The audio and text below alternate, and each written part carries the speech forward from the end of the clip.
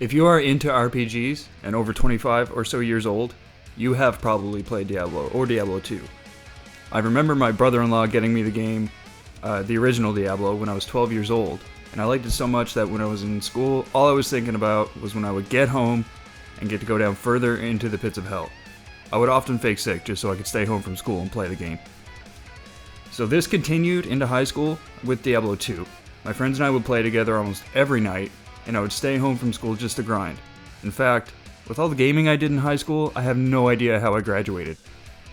This, in my opinion, was the golden age of online gaming. Sure, there were cheaters, there were people using bots, but you know what there wasn't any of? Microtransactions. In Diablo 2, you couldn't buy your way to the top.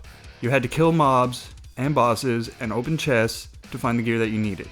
Like any online game, there were sites where you could buy items from other players. That's practically unavoidable.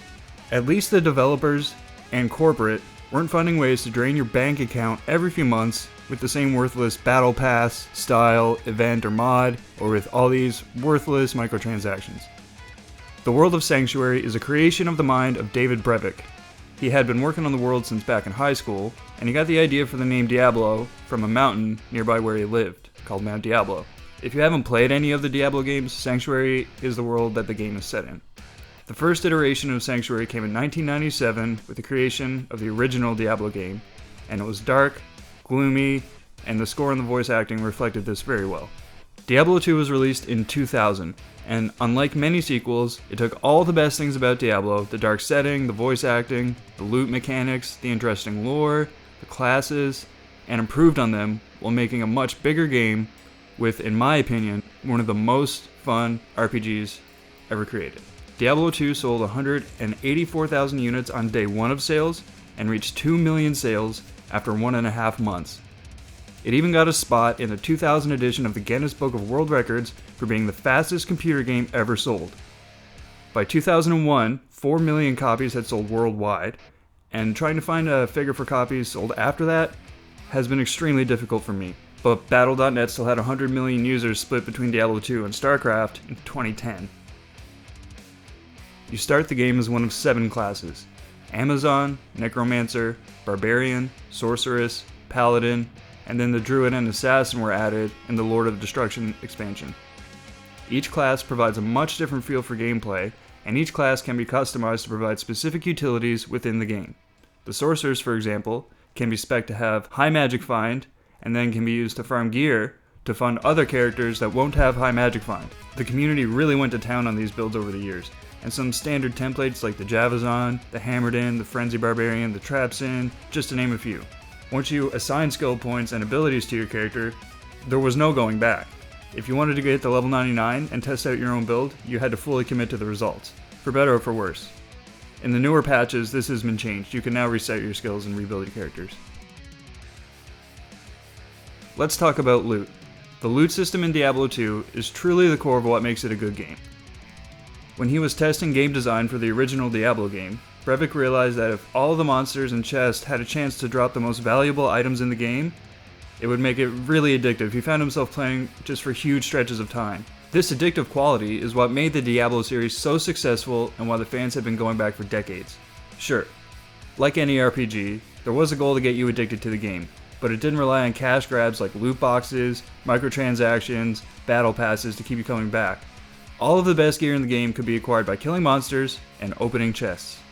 The algorithm for the randomly generated equipment was based on the original Diablo, but was more complicated, offering a vast range of loot that you could play through the entire game multiple times in a single player mode, and you would still be finding new items.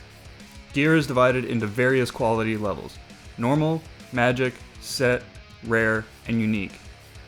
Rare quality items have randomly generated yellow names and 2 to 6 random properties.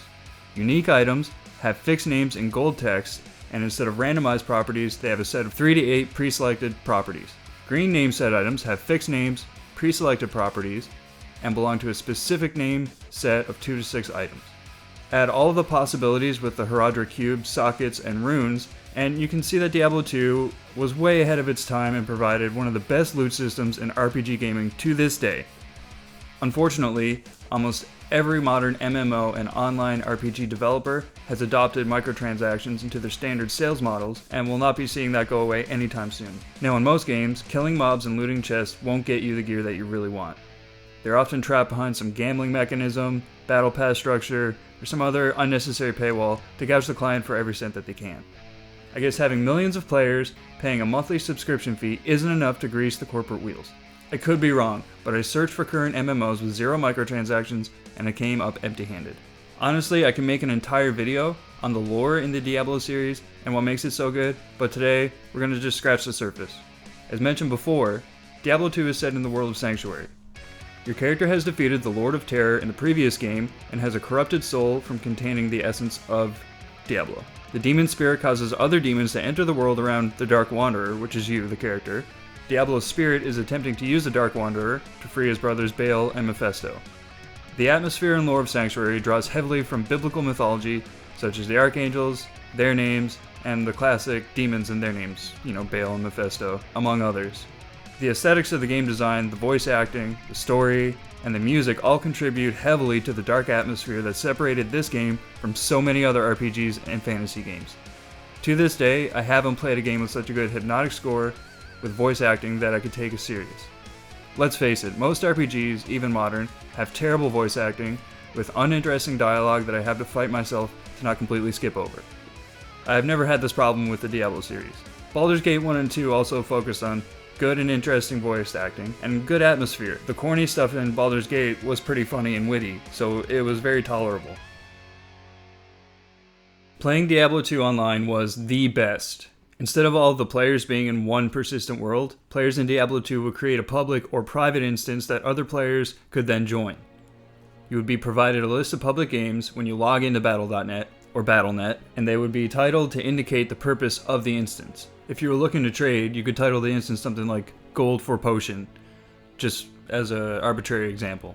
If you needed help leveling up, for example, you could just name it Level Please, and people might come in and just run quests with you, just to help get you through the game. To this day, there has never been an online game or community that I have enjoyed as much as with Diablo 2. When you play Diablo 2 online, you can set whether or not your character was on the ladder. The ladder was a ranking of characters, and the season lasted anywhere from 6 months to a year. And there were certain items you can only get from the ladder system. And then when the season was over, your character would transfer over to the non-ladder, taking those items with them. So on a non-ladder, the items become much more valuable and rare. I would never come up short on finding instances to play in, or even specific instances that I needed to do. So playing through certain acts with people, finding what I needed in trading, really anything. And sometimes we would just make instances in chat. And don't even get me started about the cow level. It's so good.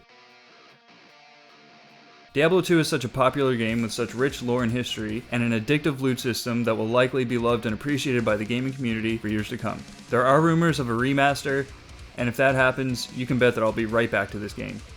There are so many topics to discuss around the game: the Herodric Cube, some bugs and exploits that used to be in the game, the history of the game's development, future plans for the series, and so on. But that's going to be another video. Thanks for watching, and please subscribe.